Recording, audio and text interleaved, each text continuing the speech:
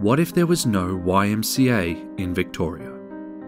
What if after 160 years, we just stopped? You probably think you just lose your local gym or pool, but there is so much more to the Y story than that.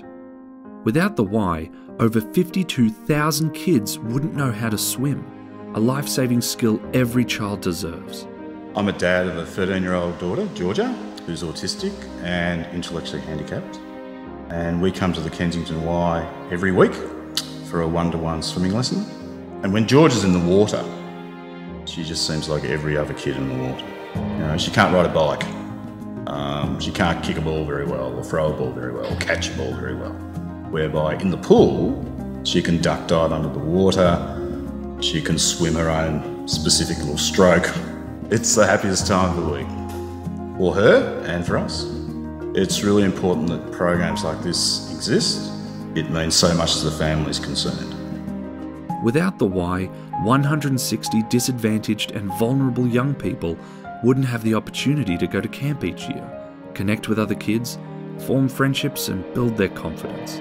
Connect is a residential camping program for young people aged 8 to 16 who are identified as at risk. So these are kids that have come from poor family lives or bad backgrounds. They might have behavioural problems. So we take away 45 participants and source 45 volunteers as well. So it's a 1-to-1 ratio, and that's one of the main buy-ins for the camp, I guess, that these participants are going to have someone that they can go to if they've got trouble throughout the week and stuff like that. So often camp is respite for them as much as it is for the people that care for them. It's an opportunity to see that they're not alone and that there are other people going through similar situations and that things can get better from here on out. Hearing the reactions from parents and caregivers when their kids will come back year after year, camp after camp, and you can really see a measurable difference each camp in their attitudes and their behaviours.